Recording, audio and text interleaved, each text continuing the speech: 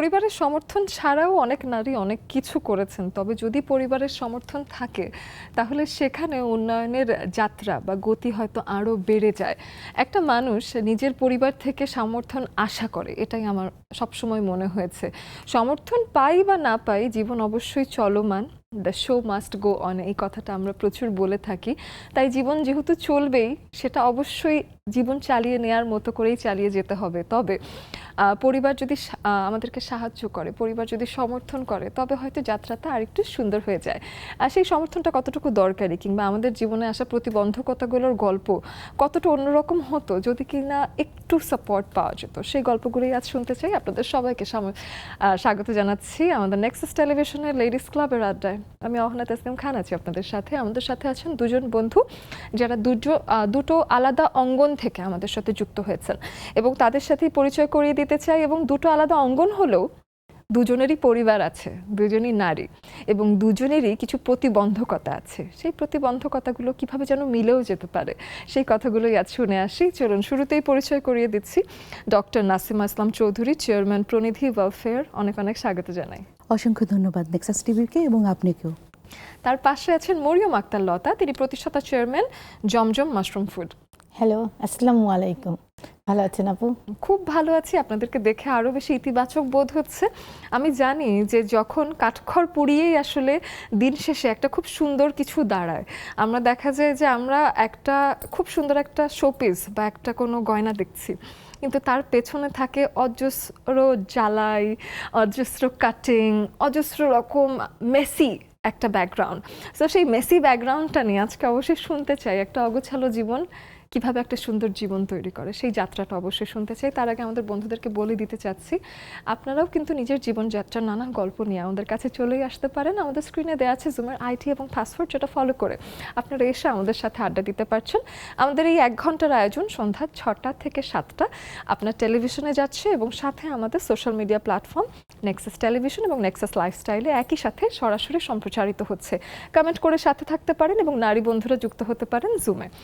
এবার আসি ডক্টর নাসিমা আপুর কাছে, এবং তার কাছে এসে জানতে চাই শুরুতে প্রনিধি ওয়েলফেয়ার নিয়ে, এই জায়গাটায় আসলে আপনি কি ধরনের কাজ করেন? ধন্যবাদ আপনাকে, খুব সুন্দর একটি প্রশ্ন করেছেন। আমি প্রনিধি ওয়েলফেয়ার শুরুটা হয়েছে, এর অর্থটা আগে বলিনি। প্রনিধির অর্থ হচ্ছে প্রার্থনা। আর আমি যাদেরকে নিয়ে কাজ করি তারা সমাজে আমাদের সকলের প্রার্থনায় থাকুক, ভালোবাসায় থাকুক। আমি বেসিক্যালি সোশ্যাল ওয়ার্ক করি, এবং এই সোশ্যাল ওয়ার্ক যাদেরকে নিয়ে করি তারা হচ্ছে সমাজের ক্রমবর্ধমান পিছিয়ে পড়া একটি জনগোষ্ঠী, প্রতিবন্ধিতা যাদের আছে এবং যারা পার্সন উইথ ডিসেবল নামে সমাজে পরিচিত, তাদের নিয়ে কাজ করে থাকি। এটা খুব ভালো একটা ভাবনা, তবে এই ভাবনার পেছনে কি কারণ ছিল, বা কোনো রকম ব্যক্তিগত কোনো ঘটনা ছিল কিনা যার কারণে আপনি উক্ত ঘটনায় খুব বেশি ইমোশনাল হয়ে মনে হয়েছে না আমার এই বিষয়ে কিছু করা দরকার? হ্যাঁ, অবশ্যই এটার পিছনে একটি সুন্দর ঘটনা আছে, এবং প্রতিটা মেয়ের জীবনে একটি স্টোরি। আমরা জানি যে প্রতিটা মানুষের জীবনই চ্যাপ্টার এবং বই হিসাবেই লেখা যায় কাহিনীকে। তো ওই ক্ষেত্রে আমার যেটা এই প্রনিধিকে দাঁড় করানোর পিছনে কারণ হচ্ছে, আমার নিজের 2টি সন্তান আছে যারা পার্সন উইথ ডিসেবিলিটি, এবং তাদের নিয়ে কাজ করতে গিয়ে আমার মনে হয়েছে যে শুধু তাদের না, তাদের জীবনমান উন্নয়ন না, সমাজের আরও অনেক এই ক্রমবর্ধমান প্রায় 1 কোটি যারা নিবন্ধিত প্রায় 40 লক্ষ প্রতিবন্ধী আছেন, এবং তাদের নিয়ে আমরা যেন কাজ করতে পারি, সেটার জন্যই আমার প্রনিধি ওয়েলফেয়ার অর্গানাইজেশনের সূচনা। বাহ, খুবই চমৎকার এবং খুব সুন্দর একটা ভাবনা। আমি অনেক সময়ই দেখেছি যে যারা বিশেষ বাচ্চা আছে বা যাদের একটু বেশি সাহায্য প্রয়োজন, যারা কিনা ভীষণভাবে ট্যালেন্টেড অবশ্যই, এবং সেই মানুষগুলোকে নিয়ে যখন ব্যস্ত থাকতে হয়, একটি মা যখন তাদেরকে নিয়ে স্ট্রাগল করছে, তাকে এত সময় দিতে হয় যে তিনি আসলে বাকি পুরো পৃথিবীর কথাই হয়তো ভুলে যাবার মতো অবস্থা হয়। কিন্তু সেই সময়ে এসে নিজের বাচ্চার সাথে যখন অন্য বাচ্চাদের কথাও আপনি ভাবতে পেরেছেন, এটার মানে হলো আপনি আসলে পুরো সময়টাকে বা জীবনটাকে উন্নয়নের দিকে নিতে চেয়েছেন বা সবার কথা ভেবেছেন। এটা খুবই ইমোশনাল সাইড অফ ইট। আমরা তো জানি যে আমাদের বর্তমান সরকারের একটি হচ্ছে যে সবার আগে বাংলাদেশ, ব্যক্তির চেয়ে দেশ বড়, আর দেশের চেয়ে হচ্ছে সবার আগে বাংলাদেশ। তো সেই কনসেপ্টটা নিয়েই কিন্তু আমাদের আগানো। আমার ব্যক্তি জীবনে আমার 2টি সন্তান যেহেতু আমার একটা ইন্সপিরেশন, আমি মনে করেছিলাম যে আমার যে দুর্বলতা, যেটা নিয়ে সবাই আমাকে সহানুভূতি দেখাতে চেয়েছিল, সেটাকেই আমার শক্তিতে রূপান্তর করতে চেষ্টা করছি। একদম, বাহ, চমৎকার। আপনার জীবনে আসলে কাজের অনেকগুলো সাইড আছে, সেই সাইডগুলো আমরা আস্তে আস্তে উইথ টাইম নিয়ে আমরা সেগুলো নিয়ে কথা বলবো। এখন আমরা একটু লতা আপুর কাছে আসি, জানতে চাই জমজম মাশরুম ফুড এইখানে কি নিয়ে কাজ শুরু করেছিলেন এবং এটা শুরুটা কিভাবে? আচ্ছা, শুরুটার কথা যদি বলি, যে মাশরুম, আমার নামটার মধ্যে কিন্তু একটা কথা আছে, মাশরুম। হুম। তো আমি মাশরুম নিয়ে কাজ শুরু করি 2003। তো কেন এলাম হ্যাঁ। এই আসার পিছনে, আমি সবসময় ব্যতিক্রমী কাজ করতে পছন্দ করি। কেউ যেটা করেনি সেটা করার অভ্যাসটা আমার ছোটবেলা থেকে। তো আমি একসময় মাশরুম যখন জানতে পারলাম স্টাডি করে যে মাশরুমটা খুব পুষ্টিকর একটা খাবার, শুধু পুষ্টিকর খাবার বলে ভুল হবে, এটা হাজার রোগের ঔষধ হিসাবে কাজ করছে। এরপরে হচ্ছে এটা একটা সম্ভাবনাময় শিল্প। জি। এটা কাজ করার জন্য কোনো ল্যান্ডের প্রয়োজন হয় না। না। তো এই যে বিষয়গুলো যখন একত্রে যুক্ত হলো, তখন মনে হলো যে মাশরুমটা নিয়ে কাজ করা দরকার। এবং এখানে আরেকটা কথা যদি যুক্ত করি, আমরা অনেকে হয়তো মাশরুম খাই, সবাই মাশরুম কিন্তু এখন সবার কাছে একটা আমার খুব প্রিয় পছন্দের একটা খাবার। সেটা হচ্ছে কিন্তু বর্তমান। জি। কিন্তু যখন শুরুটা, তখন কিন্তু কেউ মাশরুম চিনতো না। এবং মানুষ একটু ইতস্তত বোধও করতো যে এটা কি খাওয়া ঠিক হবে, এবং বলতো ব্যাঙের অনেকে ছাতা, এটাকে ব্যাঙের ছাতা বলতো বলতো, এটা ব্যাঙের এবং ছাতা। অনেকে বিষাক্ত মনে করতো। হ্যাঁ, যে এটা অনেকেই যেমন বলতো যে শুধু ব্যাঙের ছাতা বললে ভুল করতে, বিষাক্ত। আপনার কথার সাথে আমি একমত। কিন্তু এই বিষাক্তটা যে মানে আমাদের দেশের মানুষের পুষ্টির যে চাহিদা, এই পুষ্টির চাহিদা পূরণের জন্য মাশরুমের বিরাট একটা ভূমিকা আছে। তো এই একেবারে। জায়গাটা জানানোর জন্য, এবং এটা বাংলাদেশের অর্থনীতিতে বিরাট একটা পরিবর্তন আনতে পারে, এবং বিশেষ করে নারীরা ঘরে বসে এটা নিয়ে আয় করতে পারে। এই এই সব কিছু চিন্তা করে জমজম মাশরুম ফুডের সূচনা। এটা আমি শুরু করি 2003। যখন শুরু করি তখন অবশ্য কিভাবে মাশরুম খাবে কেউ এটা জানতো না, জি। মানে জানার জায়গাটা একেবারেই ছিল না। তখন গবেষণা শুরু করলাম, কারণ আমাদের দেশে কিন্তু সকল ফুড কিভাবে রান্না করবে জানা আছে, কিন্তু মাশরুম কোথায় রান্না করবে, কি করবে, এটা কিন্তু কোথাও জানা ছিল না। তখন এটা নিয়ে গবেষণা, তো গবেষণার প্রথম ধাপটাই ছিল এরকম যে আমি মাশরুম এনে, যেহেতু বেগুনি ভাজা যায়, ফুলকপি ভাজা যায়, আলুর চপ ভাজা যায়, ফ্রাই করা যায়, তাহলে মাশরুমও তো একটা সবজি, তাহলে এটা ফ্রাই করা যাবে না কেন? তো শুরু করে দিলাম, একটু ব্যাটার গুলে ফ্রাই করলাম। কেউ খাবে না, সবাই ভয়, কারণ কি ব্যাঙের ছাতা, এবং এটা একটা বাজে একটা খাবার। আচ্ছা। আমি নিজেই একা একা নিজেরটা নিজেই খেলাম, দারুণ খাবার। তো এই যে খাওয়াটা, এবং তখন কি করতাম, কেউ আসলে পরে বলতাম না যে মাশরুম, আগে খাওয়াতাম। হ্যাঁ, খাওয়ার পরে যে সে সবজি যখন মনে বলতো, করে খাও। হ্যাঁ, সে যখন খাওয়ার পরে বলতো যে এটা দারুণ মজার একটা খাবার, তখন বলতাম মাশরুম, মানে আগে কিন্তু বলতাম না। তো আচ্ছা। এই জায়গাটা আমার আসার পিছনে একটা কারণ আছে, সেটা হচ্ছে যে আমার এই যে গালের এই জায়গাটা একটু ফুলা একটা ভাব আছে, এটা নাম হচ্ছে হেমনজিওমা। আচ্ছা। হেমনজিওমা বাংলাদেশে এই রুগী আমি একজন, তাই? এই রুগী নেই বাংলাদেশে। হ্যাঁ, তো আমি যখন এই মাশরুম নিয়ে গবেষণা করতে গেলাম, তখন জানতে পেলাম যে মাশরুম কি করে, জমাট বাঁধা রক্তকণিকাকে ভেঙে দেয়, আচ্ছা। আর হচ্ছে ব্লাড সার্কুলেশনকে ডেভেলপ করে। তখন আমি যেই জায়গায় মাশরুমটা নিয়ে পড়াশোনা করেছি, সাভার মাশরুম ইনস্টিটিউটে, তো ওই সময় আমাদের প্রকল্প পরিচালক ছিল রুহুল আমিন স্যার, ডক্টর রুহুল আমিন। ওনাকে জিজ্ঞেস করলাম, স্যার এটা কি, যেহেতু আমার এটা ব্লাড জমাট বাঁধে, এখানে একটা এন্টিনা, এখানে একটা, ও জমাট বেঁধে দেয়, তো এটা কি ভালো হবে? স্যার বলে যে লতা, আসলে আমি তো জানি না। তো বর্তমান যে আপনাদের এই বর্তমান আমাদের যে মন্ত্রী ডক্টর জেড এম জাহিদ, সে আবার হচ্ছে আমার সম্পর্কে ভাইগনা। তো আচ্ছা। ওই সময় প্লাস্টিক সার্জারি অপারেশন করা হয় শহীদুল্লাহ স্যারকে দিয়ে আমার এই জায়গাটা। তো তখন তারা বলে যে এটা 100% ভালো হবে না, এটা আবার জমে যাবে। আবার জমে যাবে। তো এইরকম ভাবে আমার জীবনটা চলছিল। প্রতি 3 বছর পর পর আমাকে অপারেশন থিয়েটারে যেতে হতো, মানে একবারে কঠিন একটা প্যারায়। মাশরুমটা যখন আমি ওই যে জানলাম, কনজিউম করা শুরু করলেন। শুধু ওই জায়গা থেকে আমি খাওয়া শুরু করলাম। তো 2 বছর কন্টিনিউ, 2002 থেকে 5 যাওয়ার পর আমার এটাকে আর আজ পর্যন্ত অপারেশন লাগেনি। বাহ।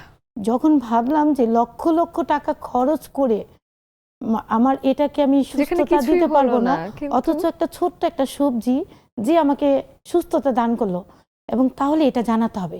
মানুষের জন্য এটা এটা কি কাজ মানে করতে এখন আর হবে। বাড়ে না অত এটা বেশি? শুধু বাড়ে না, না এটা কিউর হয়ে গেছে কিওর হয়ে এবং গেছে? এটা শুধু অপারেশনের জন্য এই দাগটা রয়ে গেছে। আচ্ছা হ্যাঁ, আচ্ছা, ওকে। এটা সম্পূর্ণ অনেক ফুলে যেত, এখন ফুলে আর যেত। তো আপনার ফেস না, ফোলা লাগছে ফুলে না? যেত এবং শুধু ফুলে যেত বললে তো ভুল হয়, এটা দারুণ প্যারা দিত আমাকে। ব্যথা হতো? হ্যাঁ, ব্যথা হতো এবং প্রতি 3 বছর পর পর ডাক্তারের কাছে যাওয়া। 8 আর একটা ঘন্টা, ফেসে সার্জারি করে, এটা তো খুব কঠিন হ্যাঁ, একটা 8 বিষয়। ঘন্টা অপারেশনে থাকা এবং অর্থনৈতিক একটা বিরাট ব্যাপার। একদম। তো সবকিছু মিলিয়ে আমি যখন আমার এই সুস্থতা আসলো এবং এখন বলা চলে আমার স্বপ্ন, আমার ভালোবাসা, আমার সবকিছু মাশরুমকে নিয়ে। কি চমৎকার একটা জিনিস, এবং এই যে এত বড় একটা ঔষধি জিনিস নিয়ে হ্যাঁ। আপনি কাজ করছেন, এটা কিন্তু চমৎকার। এটা কিন্তু মাশরুম হলো যারা কিনা ভেজিটেরিয়ান তারাও খেতে পারে, এবং এটা মাংস না খেলেও মাশরুম কিন্তু সেই চাহিদাটাও পূর্ণ জি। করে। তো এটা বেশ ভালো একটা জিনিস নিয়ে আপনি কাজ করেছেন। এবং মাশরুম একটা ছোট জিনিস যেটা সহজলভ্য এখন বাজারে, বাজারে সহজলভ্য, এখন দামও অনেক বেশি এবং নয়। এখন আমরা এত এবং ভ্যারাইটি ডেভেলপ করেছি। হ্যাঁ। মানুষ তো শুধু একটা মাশরুম চিনতো, বাটন, বাটন। বাট আমরা এখন ওয়েস্টার করছি, ব্ল্যাক করছি, যেটা বাংলাদেশে ইনোকি আছে, ইনোকে তারপরে করছি, হ্যাঁ, শিমেজি শিমেজি করেছি, করেছেন। ঋষি করছি, সীতাকে করছি, মিল্কি হোয়াইট করছি, বাংলার বাটন একটা নাম দিয়েছি হ্যাঁ, আমরা, হ্যাঁ, এটা করছি। বাহ। তো এবং এটাকে আবার আমরা কি করেছি, বিভিন্ন পণ্যে রূপান্তরিত করে ফেলেছি। মাশরুমের চা করছি, মাশরুমের ড্রিঙ্কস করছি, বাহ। মাশরুমের স্যুপ করছি এবং সহজলভ্য করে দিয়েছি। বিশেষ করে গর্ভবতী মা, এদের তো খুব দরকার মাশরুমটা, যে কি পরিমাণ তাদের দরকার, বিশেষ করে বর্তমানে ভেজালের যুগে নির্ভেজাল খাদ্য হচ্ছে মাশরুম। চমৎকার। এই মাশরুমের গল্প আরো শুনবো। আমি মনে হয় যে আমাদের যারা বন্ধুরা আমাদেরকে দেখছেন তারা অবশ্যই বুঝলেন যে ছোট্ট একটা জিনিস এত সহজলভ্য এবং বাজারে এটা অ্যাফোর্ডেবল কিন্তু। হ্যাঁ, তো এটা এখন আমাদের মোটেও বাজেটের বাইরে এমন কোনো জিনিস নয় যে না অনেক টাকা দিয়ে খেতে হবে, অথচ এতটুকু একটা জিনিসের ভেতর এত রকম ঔষধি গুণ, এবং আমরা হয়তো এমনিই খাচ্ছি না, অত পাত্তাই দিচ্ছি না যে আছে একদিন খাবো ফ্যান্সি। যেমন আমি কিন্তু প্রতিদিনই খাওয়ার চেষ্টা করি, আমার ভালো লাগে তাই, বাট এটা যে এত স্কিনের জন্য বা শরীরের জন্য বেনিফিশিয়াল এটা ভেবে আমি খাইনি। তো বরং এখন আমার আরো ভালো লাগবে। আপুর কাছে আবার একটু ফেরত আসি, ডক্টর নাসিম আপুর কাছে। আমি জানি যে আপুর আরেকটা পরিচয় হলো আপু একজন রাজনীতিবিদ, এবং মেয়েরা যখন রাজনীতিতে আসে সেটা নিয়ে আমাদের পরিবারের একটা ভয় থাকে। আমি বলবো না যে এটা কেউ ভালো চোখে দেখে না বা কিছু, কারণ বাংলাদেশ এখন অনেক এগিয়ে গেছে, প্রগতিশীল আমাদের সময়। পরিবার হয়তো চিন্তা করে যে রাজনীতি তো খুব কঠিন, তুমি কি পারবে? তো সেটা আসলে কিভাবে আপনার হওয়া বা পরিবার থেকে কেমন সমর্থন পেয়েছিলেন? এখানে একটা মজার বিষয় হচ্ছে আমি রাজনৈতিক পরিবারের মেয়ে। আমার জন্ম বেড়ে ওঠা রাজনৈতিক পরিবারে। আমার বড় ভাইয়েরা, আমার ভাসুর নিজেও একজন রাজনীতিবিদ। উনি চট্টগ্রাম 1-এর মেয়রের সাবেক আহ্বায়ক। সো ওই ক্ষেত্রে আমার ভাইয়া যখন, আমি যেহেতু রাজনৈতিক পরিবার থেকে আমার জন্ম বড় হওয়া, আমি সাবেক প্রধানমন্ত্রী কাজী জাফর আহমেদের ভাগিনী। জি। তো চিওড়া কাজীবাড়ি হচ্ছে আমার নানা বাড়ি। তো ওইখান থেকে আমার ভাসুর বলল যে তুমি যেহেতু প্রতিবন্ধীদের নিয়ে কাজ করছো এবং এটা খুব ভালো একটা উদ্যোগ, তুমি চাইলে ওদেরকে সামনে নিয়ে যাওয়ার জন্য এগিয়ে আসতে পারো। তো আমার কাছে মনে হলো যে ওদের জন্য কাজ করার জন্য শুধু সোশ্যাল ওয়ার্কটা সাফিসিয়েন্ট না, এখানে আমাদের রাজনৈতিক ভাবেও সচেতন হতে হবে। মানে রাষ্ট্রীয়ভাবে কিছু করা রাষ্ট্রীয়ভাবে, যেতে হ্যাঁ। পারলে আসলে পুরো দেশের একসাথে হ্যাঁ, সাপোর্ট পাওয়া যাবে। সাপোর্ট পাওয়া যাবে। Absolutely right. তো আমার কাছে ওই থেকে আমার কাছে মনে হলো যে না, ওদেরও তো সংসদে কথা বলার বা ওদের জন্য ভয়েস রেইজ করার কিছু মানুষের তো সামনে এগিয়ে আসতে হবে।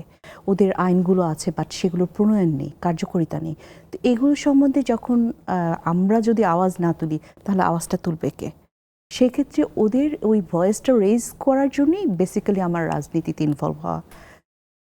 বাহ, খুবই চমৎকার। এবং আরও এই জার্নিটা নিয়ে শুনবো, কারণ আমি জানতে চাই যে আসলে রাজনীতিবিদ যখন মাঠে নামে তাদের আসলে কি পরিস্থিতি ফেস করতে হয়। সেই সব কিছু নিয়ে জানবো, সাথে মাশরুম সম্পর্কে আরও কিছু জানবো, পরিবারের সমর্থন নিয়ে যেহেতু আজকের আলাপের বিষয় আছে। তো পারিবারিকভাবে আসলে আমরা সমর্থন পেলে কি কি করে দেখাতে পারি পৃথিবীতে, সেই বিষয়গুলোও আমাদের আড্ডায় আসবে, গল্পতে আসবে। আপনারা থাকবেন আমাদের সাথে। এই পর্যায়ে নিয়ে নিচ্ছি ছোট্ট একটা বিরতি। সমর্থন যেন আমরা সবাই চাই, তাই না? একটু সমর্থন করলে জীবন সহজ হয়, ভাবতে ভালো লাগে। হয়তো তেমন কোনো ফিনান্সিয়াল বা মেন্টাল সাপোর্ট না হলেও হয়, কিন্তু কেউ একজন যদি তোমার পাশে এসে বলে যে না আমি আছি, তাহলে অন্যরকম লাগে না? ঠিক সেই অন্যরকম লাগাটা, একটু ভালো লাগার কারণেই হয়তো সমর্থনটা ভীষণ জরুরি। সেই পরিবারের সমর্থন নিয়েই কথা বলছি আজ নেক্সাস টেলিভিশনে লেডিস ক্লাবের আড্ডায়। আমরা তিনজন মিলে গল্প বলছি, কিন্তু আপনারা নিজেদের গল্পগুলো জানাতে তাড়াতাড়ি করে চলে আসবেন আমাদের স্ক্রিনে দেওয়া জুমের আইডি এবং পাসওয়ার্ড ফলো করে। এই জুমের আইডি এবং পাসওয়ার্ড আমাদের সোশ্যাল মিডিয়া লিঙ্কগুলোতেও আছে, সেখান থেকেও দেখে আপনারা কপি পেস্ট করে চলে আসতে পারেন। এখন যদি একটু লতা আপুর কাছে আসি, সাথে জানতে চাই যে পরিবারের সমর্থন আসলে কতটুকু দরকার, কিংবা পরিবার যদি কখনো প্রতিবন্ধকতা হিসেবে কাজ করে সেটা কি রকম ভাবে আসলে সলভ করা যায়? সে সুন্দর প্রশ্ন। প্রতিটা মেয়ের মধ্যে না একটা আলোকিত স্বপ্ন নিয়ে থাকে যে সে কিছু করতে চায়, কিন্তু আসলে সহায়ক পরিবেশটা পায় না। কেউ পায় না পরিবার থেকে, কেউ আবার পায় না পরিবারের বাইরেও কিছু লোক থাকে তাদের জন্য। সেই দিক থেকে যদি বলি, আমি খুব ভাগ্যবান, ভাগ্যবতী। হ্যাঁ, ছোটবেলায় তো বাবাকে হারিয়েছি, তো মার খুব স্বপ্ন ছিল আমার মা ভালো কিছু হবে। আমার মা খুব আলোকিত একজন নারী ছিল, ভালো গান গাইতো, ভালো ব্যাডমিন্টন খেলতো, কিন্তু বিয়ের পরে না আমার মা ওই স্বপ্নগুলোকে পূরণ করতে পারেনি। তো মার স্বপ্নগুলো মা সবসময় আমার মধ্যে দেখতো, ভাবতো যে একসময় আমি খুব ভালো গায়িকা হব, কিন্তু গলার অবস্থা যা, তো সেই জায়গাটা আমি কখনো গান গাওয়ার চিন্তাও করতে পারিনি। না না, হ্যাঁ, এরকম তো- না, এই গলা দিয়ে অন্যরকম একটা গান আসতো, কিন্তু আপনি ঠিকই ছোটবেলা থেকে পারতেন। না আমি একটু ডান পিঠে টাইপের ছিলাম, মানে আচ্ছা। বিষয়টা ছিল যে যা করবে তার ব্যতিক্রমী ছিলাম, যার জন্য মাঝে মাঝে বকাও শুনতাম, ইয়ে করতাম। তো আমার শাসন ছিল বড় বোনের, প্রচন্ড শাসন ছিল। তো যেহেতু আমার শুরুটা ছিল বুটিক্স দিয়ে, একেবারে জীবনের শুরুটা ছিল বুটিক্স দিয়ে। তো যে বুটিক্স নিয়ে যখন কাজ শুরু করেছিলাম, দুলাভাই এসে বলতো যে ধানাই বানাই ছাড়ো তো, তুমি পড়াশোনা করছো, এগুলা এগুলা করবা, এগুলা কি বস্তিতে যাও, এই করো ওই করো, এরকম। আবার দেখা যাচ্ছে যে অনেক সময় বস্তিতে কেন যেতেন? বস্তিতে কেন যেতাম, আমি যে তৃণমূল পর্যায়ে মানুষগুলোকে ডেভেলপ করা নিয়ে কাজ করতাম। আচ্ছা। ছোটবেলা থেকে না আমার মানে একটা টার্গেট ছিল, মানে আমি শুধু ভালো থাকলে হবে না, আমার আশেপাশের হাজার মানুষকে আমার ভালো রাখতে হবে। এই ভালো রাখতে গিয়ে কাজ করতে যখন গেলাম, 96 সালে আমি কাজ শুরু করি। তো ওই এর পড়াশোনার পাশাপাশি তো কাজ যখন শুরু করি, তখন দেখা গেল কি, যেহেতু বাবা নাই, বাবা না থাকলে কিন্তু হাজার গার্জিয়ান তৈরি হয়। তো আমার 7টা ফুপি ছিল। আচ্ছা আচ্ছা। তো হ্যাঁ। 7 ফুপি, আমরা 64টা ভাই বোন, ফুফাতো চাচাতো জ্যাঠাতো ভাই বোন। আমি ছিলাম সবার ছোট, যার দরুন সকলের শাসনটা আমাকে বেশি বাধা দিত। কিন্তু শুধু মানে সাহস পেতাম মায়ের কাছ থেকে। আর ছোটবেলা থেকে কিছু মেলা করতাম, মানে যখন শুরু, আর আমি যেই সময় কাজ শুরু করেছি ওই সময় বাংলাদেশের অনেক নারীরাই ঘর থেকে বের হয় না। আপনি 96 এর কথা বললেন, 96 আমি জানিও না তখন কি পরিস্থিতি ছিল, হ্যাঁ। কিন্তু আমি যখন বুঝতে শিখেছি তখনও আমি দেখিনি যে নারীরা খুব হ্যাঁ, বাইরে যাওয়া তো নিয়ে ওই সময় স্বাচ্ছন্দ্য একটা বোধ নারী করেন। বাইরে বেরিয়ে কাজ করবে, এটা আসলে কল্পনা করা যায় না। আবার হচ্ছে যার অনেকগুলি গার্জিয়ান থাকে সে তো আর আগে পারে না। আর যেহেতু আমার বাবা ছিল না, মাকেও সকলের কথা কিন্তু শুনতে হতো। তো মাঝে মাঝে মা খুব রাগ করতো, রাগ করে কান্না করতো যে তোর জন্য আর কত কথা শুনবো। মানে আমি কি করতাম, ভিক্ষুকদের কাছে চলে যেতাম, ভিক্ষুকদেরকে একত্রে নিয়ে ওরা যে ভিক্ষা বৃত্তি থেকে যেন বেরিয়ে এসে কিছু করে, ওই জায়গাটাকে ডেভেলপ করেছি। এবং ওই কাজ করার ক্ষেত্রে আমি ওই বছর আপনার 4 বছর কাজ করার ক্ষেত্রে যে আমাদের সাবেক প্রধানমন্ত্রী খালেদা জিয়া, ওনার কাছ থেকে জাতীয় পুরস্কার পেয়ে গেলাম। যে আমি ওইটা প্রমাণ করতে পেরেছি যে মানুষের ইচ্ছা থাকলেই, অর্থ না, মানুষ যদি ইচ্ছা করে যে আমি পারবো, ওই জায়গাটা থেকে মানুষ কাজ করতে পারে। এবং আমি সেখানে অনেক দরিদ্র মানুষগুলোকে ডেভেলপ করেছি। এর জন্য বাধা ছিল অনেক। কেমন বাধা ছিল, অনেক সময় ফেয়ার করতে ঢাকাতে আসতাম, হয়তো অনেক মেয়ের আমার সাথে আসতো, অনেকে গিয়ে বলতো লতা মেয়েদের কোথায় নিয়ে যায়, দেখো তো বিক্রি করে দেয় নাকি। মানে আমাদের সমাজে কথার জায়গাগুলি মানে এত ছিল। মানে আমাদের সমাজে কিন্তু এসব হয় বলেই মানুষের হ্যাঁ। কিন্তু ওই যে সন্দেহ বাতিগ্রস্ততা বা ওই ভাবনাগুলোই কলুষিত হয়ে গেছে। কিন্তু আপনি যে উন্নয়ন নিয়েও কাজ করতে পারেন, এটা কারো চ্যালেঞ্জটা ভাবনায় ছিল আসে নাই। আমাকে বড় হতে হবে। মানে আমি বড় হব না, মানে আমি এমন কাজ করব যে কাজের মধ্যে হাজার মানুষের স্বপ্নগুলোকে যুক্ত করা যায়। তো এইভাবে কাজ করতে এসে যখন আবার এই যে মাশরুম নিয়ে শুরু করলাম, অনেকে বলতে এই মেয়েটা তো একটা পাগল, মানে মাস্টার্স করেছে, এলএলবি করেছে, এত এডুকেটেড বাবা মা বানাইলো, এই মেয়েটা একটা আসলেই পাগল। তো এরপরে দেখে এই পাগলামানিটা করতে ভালো লাগতো। তো এরপরে যখন বিয়ে হয়ে গেল, ওইদিকে যেমন তখন মায়ের কি support ছিল। পাগলামিটা কমলো? না, পাগলামিনি কমেনি, আরো বেড়েছে। বাড়লো কিভাবে, শ্বশুর বাড়িতে যখন আসলাম, আমার শাশুড়ি খুব ভালো মানুষ, এই তো পাগলামি করার সুযোগ। আরো সুযোগ পেয়ে গেলাম। তো আমার শাশুড়িও আমাকে অনেক সাপোর্ট, হাজবেন্ডের সাপোর্ট, ওইদিকে পেতাম মায়ের সাপোর্ট, এদিক থেকে এইখানের সাপোর্ট, কিন্তু বাইরের মানুষের সাপোর্ট খুব কম পেতাম। হ্যাঁ হ্যাঁ খুব কিন্তু আমার কাছে মনে হয় যখন পরিবার সমর্থন করে, হ্যাঁ। বাইরের মানুষ সাপোর্ট না করলে এটা একটা মজার বস্তু হয়ে যায় যে হ্যাঁ। তুমি করো না করো আমার কি। অনেকেই এসে এরকম। বলতো, অনেকেই এসে আমার বলতো যে এই মেয়েটার আসলে কোনো ই নেই, আর একটা ভালো জব করতে পারতো, ভালো ল পাস করেছে, একটা ভালো প্র্যাকটিস করতে পারতো, কিন্তু আমার স্বপ্ন, আমি একা আমার দায়িত্ব নিতে চাই না, রাষ্ট্রের প্রতি আমার কিছু দেওয়ার আছে। কারণ আমার পড়াশোনা করার ক্ষেত্রে এই যে শিক্ষা মন্ত্রণালয় দায়িত্ব, সে আমার পিছনে খরচ করেছে, শ্রমজীবী মানুষের পয়সা আমার পিছনে আছে, শুধু বাবা মা তো পড়ায়নি, বাবা মা আমাকে স্কিল ডেভেলপ করেনি, গভর্নমেন্ট আমাকে করিয়েছে। এই চিন্তা চেতনা থেকেই না আমার কাজ করা। বাহ, তো এই কাজ করতে গিয়ে আর আমার একটা নেশা ছিল পুরস্কার পাওয়া, ছোটবেলা পুরস্কার থেকে। পাওয়া। এটা আমার ছোটবেলার একটা গল্প, যেটা হচ্ছে আমি যখন ছোট কবিতা আবৃত্তি করতে উঠেছিলাম স্টেজে, তো জেলা প্রশাসক পুরস্কার না দিয়ে নামায় দিয়েছিল, তো আমি তার পাঞ্জাবি ধরে দাঁড়াইছিলাম, পুরস্কার না দিলে নামবো না। তো ওই নেশাটাই না আমার এখন পর্যন্ত আছে। এখন পর্যন্ত পুরস্কৃত হবার মতো পুরস্কার, কাজই হ্যাঁ। আপনি তো- করেন। আরো আসবো এখানে, আমরা আবার একটু ডক্টর নাসিমা আপুর কাছে আসি এবং সেখানে জানতে চাই যে রাজনীতিবিদদের ভাবনাটাও এইভাবেই আসলে মিলে যায়। আমি বলছিলাম যে দুজন নারী দুজন ভিন্ন সেক্টরে কাজ করেন, কিন্তু কিভাবে যেন ভাবনা মিলেও যেতে পারে। মিলটা এখানেই যে আপনি একজন রাজনীতিবিদ হলে রাষ্ট্রীয়ভাবে মানুষের কাছে পৌঁছানোর সুযোগ বেড়ে যায়। সাথে করে আরেকটা বিষয় থাকে যে একটা মানুষ তখনই রাজনীতিবিদ হয়তো হতে আসে আপনার মতো ব্যাকগ্রাউন্ড থেকে, যে আমি হয়তো দেশ এবং দশের মানুষের কাছে একটা মেসেজ পৌঁছে দিতে চাই, বা আমি তাদের জন্য কিছু করতে চাই, এবং তার জন্য আমি একটা শক্তিশালী চেয়ার চাই, না হলে তো আসলে সবার কাছে না, পৌঁছানো আসলে- সহজ হয় না। তো সেই ব্যাপারটাই জানতে চাই যে আপনার ভাবনা ছিল যাই, কিন্তু আপনি ফিল্ডে নেমে সাপোর্ট পেয়েছেন কেমন? আসলে আমাদের যে যাদেরকে নিয়ে আমি কাজ করি, এই সেক্টরটা বাংলাদেশে খুব যে উন্নয়নশীল বা উন্নত হয়েছে তা কিন্তু না। না, সেখানে কিছু ভাবনা তো আছে, হ্যাঁ। পুরনো কিছু গোড়ামও হয়তো এটার সাথে যুক্ত হ্যাঁ, থাকতে পারে। অনেক, প্রচুর। যেমন আপনি যখনই একটা পরিবারে সন্তান প্রতিবন্ধী হয়েছে, তাই সেখানে কিন্তু সেক্ষেত্রে মাকেই ব্লেম দেওয়া হয়।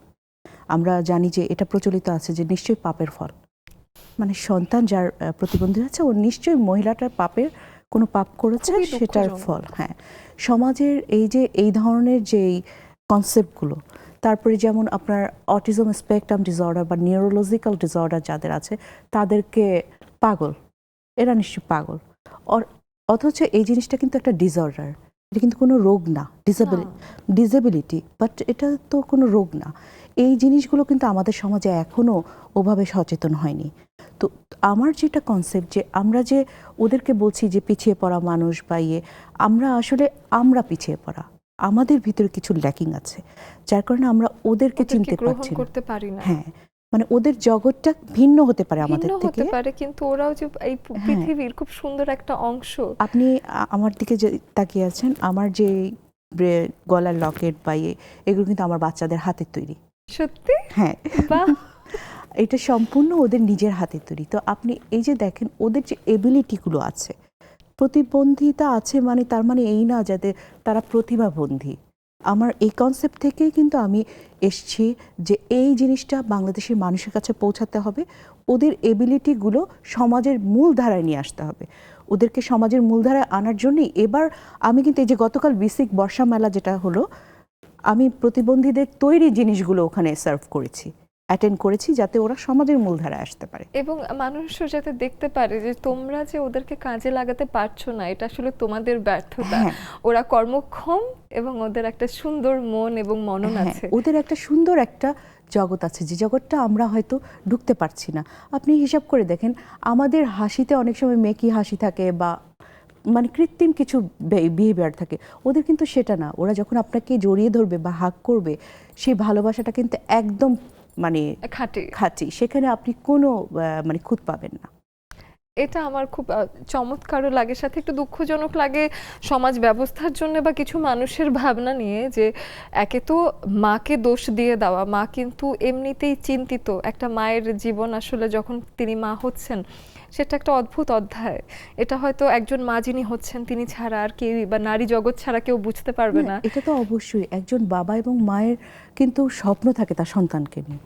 আপনার অনেক, বাবা হ্যাঁ। মারও একটা এইমস আছে যে আমার মেয়ে এখানে যাবে, বা সন্তানের একটা শরীরে aim, ধারণ হ্যাঁ। করা একটা সত্তাকে নিয়ে একটা মায়ের হয়তো সেই প্রথম দিন প্রথম থেকেই দিন অনেক থেকে একটা স্বপ্ন স্বপ্ন তৈরি হয়। থাকে।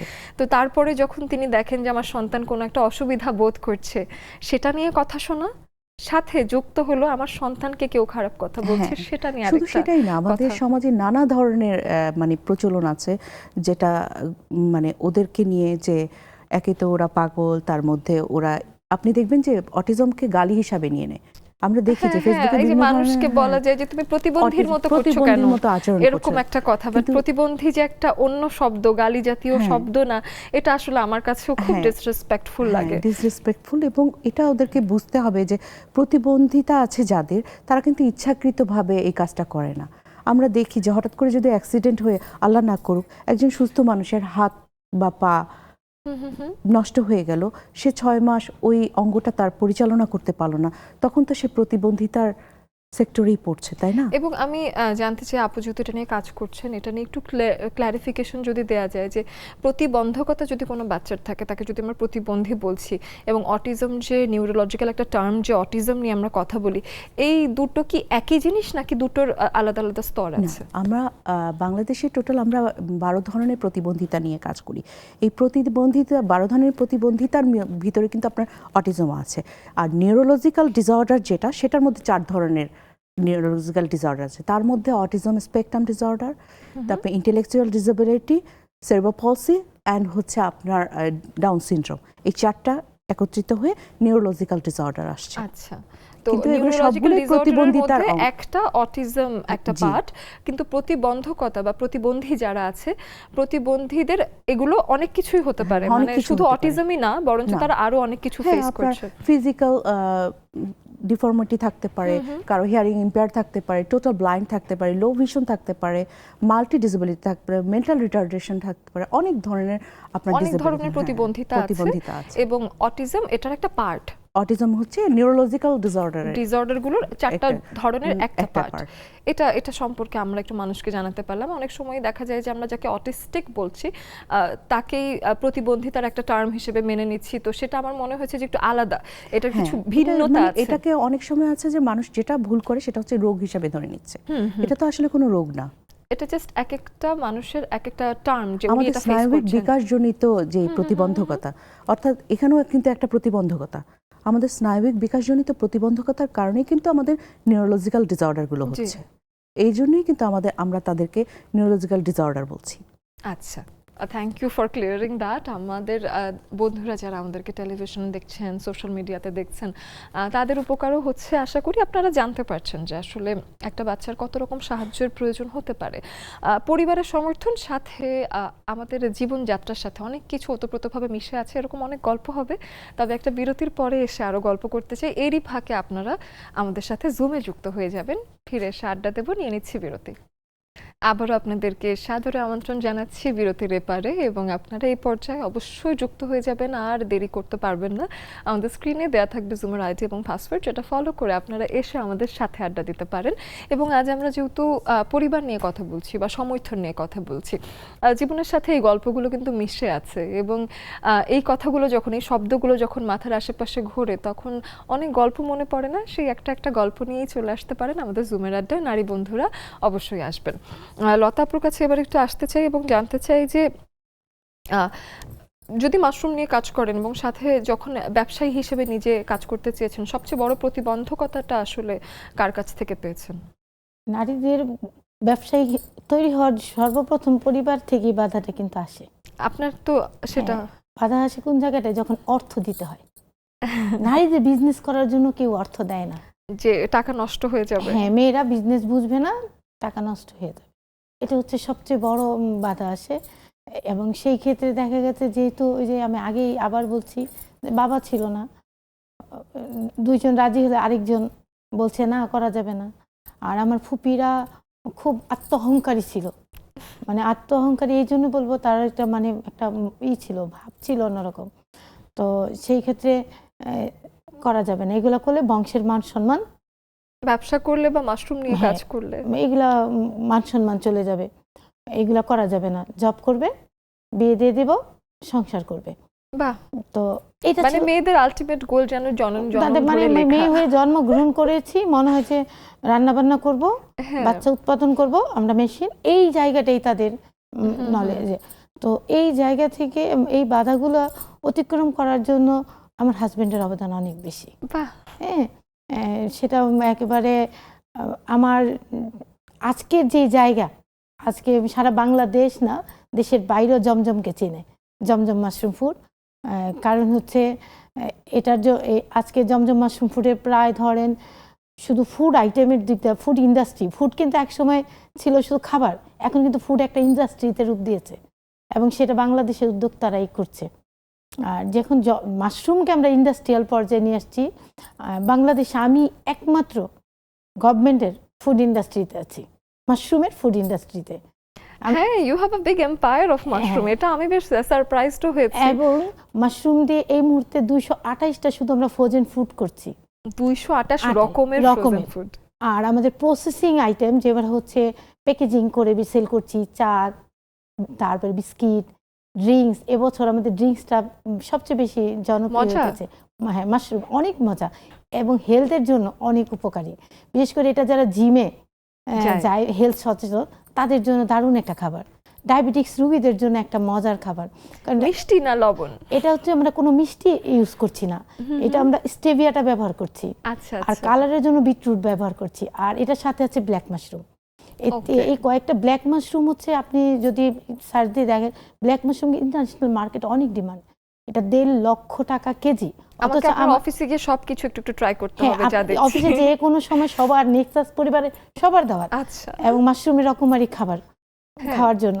তো বিষয়টা হচ্ছে যে এই যে জায়গাগুলো, এটা আমি কাজ করছি শুধুমাত্র মানুষের বডিটাকে ডেভেলপ করার জন্য।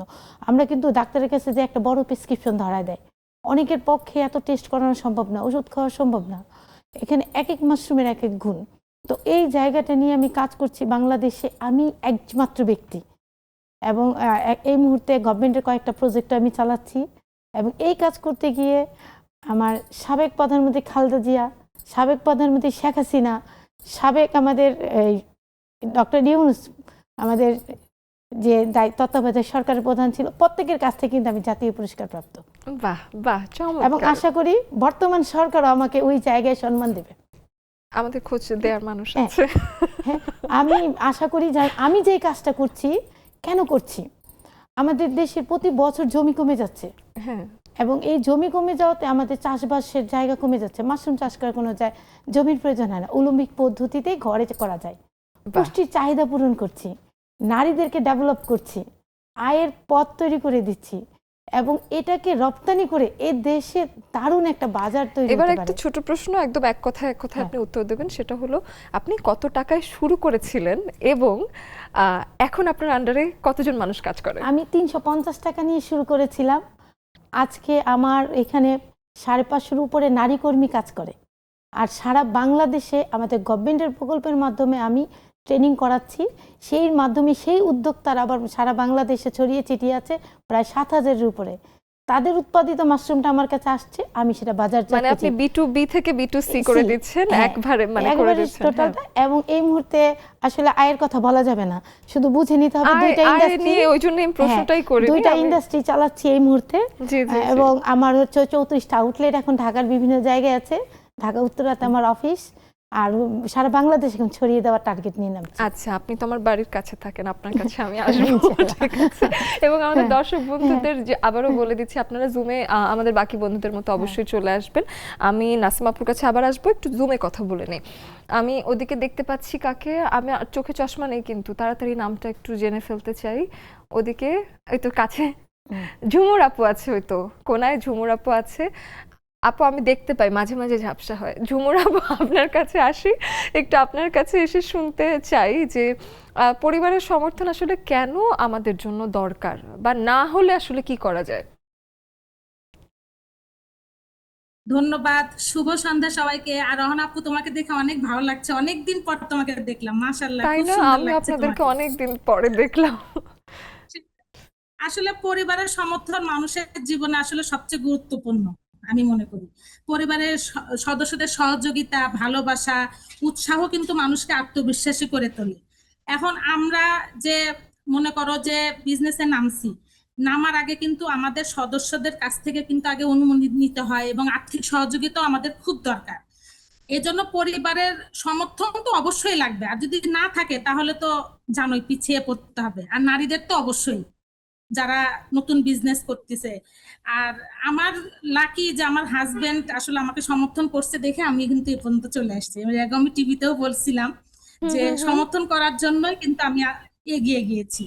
আমার মনে হয় ধন্যবাদ যে এই আপু। মানুষগুলোকে আমরা যথেষ্ট ধন্যবাদ দিই না। এরকম অনেক মানুষ আছেন যারা, পুরুষ যারা আছেন, অনেক বন্ধু, লেডিস ক্লাবে আমরা নারীদেরকে নিয়ে অনেক কথা বলি, পুরুষরা যদি কোনো ভুল করে সেটা নিয়ে প্রচুর কথা বলি।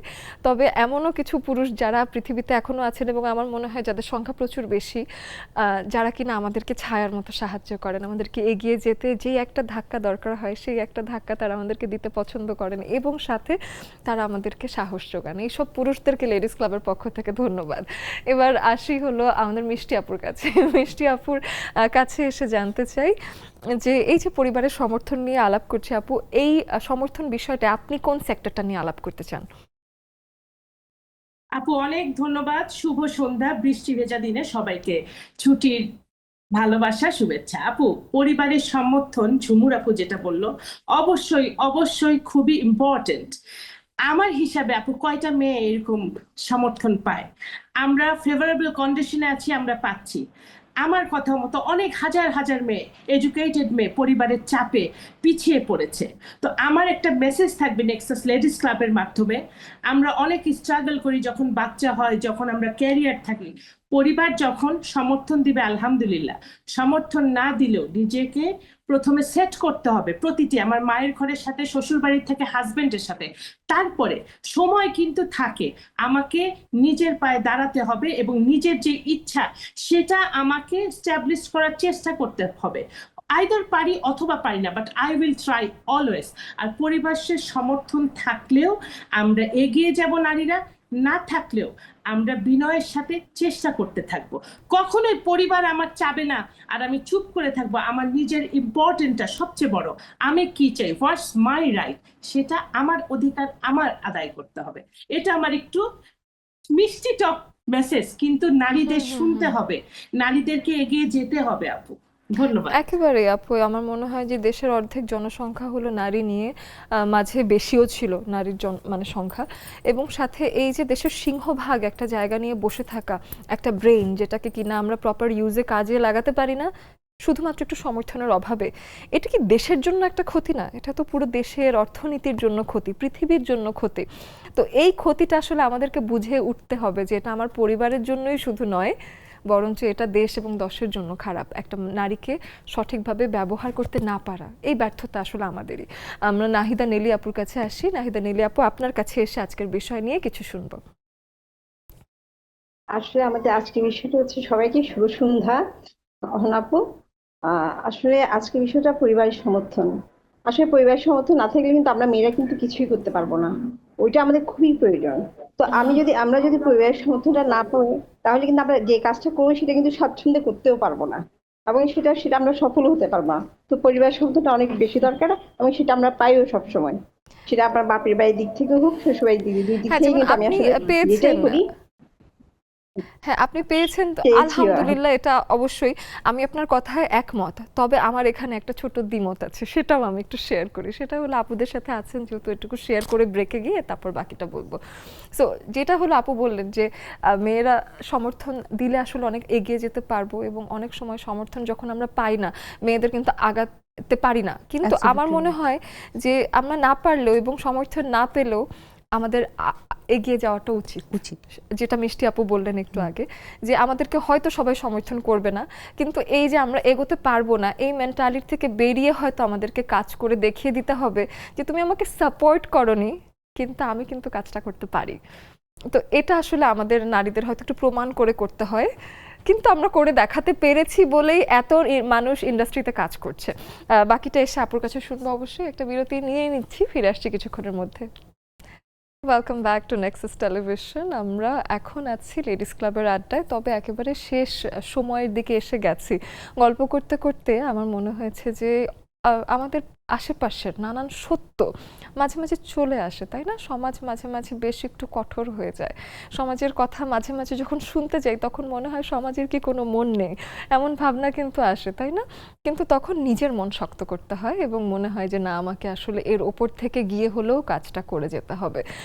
তাই এমন সব সাহসী নারীদেরকে নিয়েই আসলে নেক্সাস টেলিভিশনের লেডিস ক্লাবের এই আয়োজন, যেখানে আমরা আপনাদেরকে সাহস যোগাতে চাই। অনেকে কিনা সমর্থন না পেয়ে থেমে যাচ্ছেন, থেমে যাতে না যান এবং আশেপাশের মানুষ যারা 350 টাকাতেও ব্যবসা শুরু করেছেন তারাও কিন্তু এখন একটা সফল ব্যবসায়ী হয়ে উঠেছেন। এই গল্পগুলোই আপনাদের কাছে জানাতে চাই। এবং সাথে আপু আছেন রাজনীতিতে। মেয়েদের জন্য রাজনীতি কখনোই সহজ ছিল না, কিন্তু আপনি এখনো সেখানে সাস্টেইন করেছেন এবং অটিজম নিয়ে কাজ করা বা প্রতিবন্ধীদেরকে নিয়ে কাজ করা এবং স্পেশাল যারা বিশেষ বাচ্চা তাদেরকে নিয়ে কাজ করা, এটাও আমার মনে হয় এটা একটা যুদ্ধ রীতিমতো। সেখানেও আপনি সাস্টেইন কিন্তু করে যাচ্ছেন, you are still surviving and thriving. So এই বিষয়টা নিয়ে জানতে চাই যে কী ধরনের প্রতিবন্ধকতা আসলে আপনি ফেস করেছেন প্রতিবন্ধী বাচ্চাদেরকে নিয়ে কাজ করতে গিয়ে, এবং সেটাকে উতরে আসাটা আপনার জন্য কেমন ছিল? অনেক সুন্দর এবং খুব গুরুত্বপূর্ণ একটি প্রশ্ন করেছেন। আসলে আমাদের সমাজে বেশিরভাগ আমরা জানি যে যেই ঘরেই প্রতিবন্ধী বাচ্চা হয়, সন্তান হয়, সেখানে কিন্তু সেই নারীটাকে ব্লেম দেওয়া হয়। আমি প্রথমে একবার বলেছিলাম, এবং এটা তাদের পাপের ফল হিসেবে বিবেচনা করা হয়। এটা আমাদের সামাজিক একটা ধারণা হয়, হ্যাঁ, ব্যাধির মতো ধারণা হয়ে গেছে। তো সেক্ষেত্রে দেখা যায় যে অনেক ক্ষেত্রেই কিন্তু মাকে ব্লেম দিয়ে সংসারটা ভেঙে যাচ্ছে। আমরা প্রচুর কাউন্সেলিং করি। আমি 2014 থেকে ফ্রি কাউন্সেলিং এবং অ্যাডভোকেসি করে আসছি এই সেক্টরে, এবং এই সন্তানদের যারা অভিভাবক আছেন তাদেরকে। তো এক্ষেত্রে আমি যেটা দেখেছি যে বেশিরভাগ মেয়েরাই দেখা যাচ্ছে যে মেয়েদের উপর ব্লেম দিয়ে বাবা কিন্তু সরে যাচ্ছে সেই সন্তানকে রেখে, এবং দায়িত্বটা মায়ের উপর পড়ছে। আমরা এতক্ষণ অনেক এই যে এটা খুব অদ্ভুত একটা ভাবনাও যে মায়ের কারণে বাচ্চার এই ধরনের একটা সমস্যা হচ্ছে, এবং যদি স্ত্রী বদলে ফেলা যায় পরবর্তী স্ত্রীর ক্ষেত্রে এটা হবে না, এটা ভাবা হয়। এটা কিন্তু এমন কোনো নেই যে এই ধরনের বাচ্চা আর হবে না। তার জেনেটিক্যাল ডিসঅর্ডার যাদের আছে তাদের তো মাস্ট বি হবে, এবং বাচ্চাদের বাবার কারণেও শুধুমাত্র হতে পারে, এটা যেহেতু XY ক্রোমোজোম গুলো বাবার থেকে ডিসাইড হয়ে আসে। তো এই ক্ষেত্রে আমরা যেটা দেখেছি যে বেশিরভাগ মাকে ব্লেম দিয়ে সন্তান, এই যুদ্ধটা আমরা জানি যে স্বাধীনতা যুদ্ধ হয়েছে সেটা 9 মাসে, কিন্তু আমাদের এই যুদ্ধ যাদের প্রতিবন্ধী সন্তান আছে ঘরে, তাদের যুদ্ধটা কিন্তু সারা জীবনে। তারা যে কি পরিমাণ স্ট্রাগল করছে, এবং প্রত্যেকটা জিনিস, একটা বাচ্চাকে হাঁটা শেখানো থেকে শুরু করে কথা বলা শেখানো, প্রতিটা জিনিস এই সেক্টরে যারা কাজ করে, হেলথ কেয়ার সেক্টরে এবং মাল্টিডিসিপ্লিনারি টিম যারা কাজ করে, সকলের কিন্তু প্রচুর এফোর্ট দিতে হয় এই বাচ্চাদের জন্য। এই বাচ্চাদেরকে সেখান থেকে উত্তরণ করে নিয়ে এসে, অর্থাৎ যারা মাইল্ড, সিভিয়ার, প্রোফোন্ড, মডারেট লেভেল আছে, সেই লেভেল থেকে উত্তরণ করে নিয়ে এসে সমাজের মূলধারায় আনাটা, এটা এক ধরনের আমাদের জন্য স্ট্রাগল। সেখানে যদি সেই মায়ের মেন্টাল স্বাস্থ্য যদি ভালো না থাকে, মাকে যদি ব্লেম দেওয়া হয়, সারাক্ষণই খোঁটা শুনতে হয় যে তোমার বাচ্চার জন্য তুমিই দায়ী এবং তোমার এই বাচ্চার ব্যয়ভার কেউ বহন করতে চায় না, তখন সেই মাটা কোথায় যাবে? সেই মায়ের আসলে কি করা উচিত? এই সমাজে আমাদের এই সেক্টরটা নিয়ে কাজ করতে হবে। শুধু তাই না, আমাদের মেন্টাল হেলথগুলো নিয়েও কাজ করতে হবে। এবং রাষ্ট্রীয়ভাবে যেহেতু আপনি এটা নিয়ে কাজ করছেন, তাহলে এই ধরনের মারা যারা এটা নিয়ে কাজ করছে বা এই ধরনের বাচ্চাদের জন্য আলাদা কোনো ভাতা যাতে সৃষ্টি করা যেতে পারে বা সুযোগ করা যেতে পারে, এবং তাদের কর্মসংস্থানের জন্য যদি আলাদা একটা জায়গা করা যেতে পারে, যে এই ধরনের বাচ্চারাও কিন্তু অনেক ট্যালেন্টেড এবং তাদের জন্য একটা জায়গা থাকা দরকার যেখানে এই বাচ্চারা কাজ পাবে। এবং এই ধরনের মায়েদের একটা, তাদেরকে লালন পালন করার জন্য যারা আলাদা হয়ে গেছে, তাদের জন্য যদি একটা রাষ্ট্রীয়ভাবে সুযোগ তৈরি করে দেওয়া হয়, তাহলে আমার মনে হয় যে এটার গ্রহণযোগ্যতা আরো বাড়বে।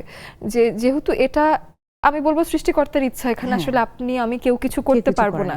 তো সেই ক্ষেত্রে এই বাচ্চাগুলো তো আমাদেরই সম্পদ, তাদেরকে তো আমরা ব্যবহার করতে সমাজেরই পারতে হবে একটি অংশ। একেবারে। এবং ওদেরকে যদি আমরা সমাজের মূলধারায় নিয়ে আসতে পারি, তাহলে কিন্তু শুধু যে আমাদের সমাজ উপকৃত হবে না, আমাদের দেশ উপকৃত হবে। অর্থাৎ আমরা ম্যান পাওয়ার সৃষ্টি করতে পারবো, স্কিল ডেভেলপমেন্ট করে বৈদেশিক মুদ্রাও অর্জন করতে পারবো, আমাদের অর্থনীতিতেও একটা বিরাট ভূমিকা রাখতে পারবে এই ধরনের বাচ্চারা।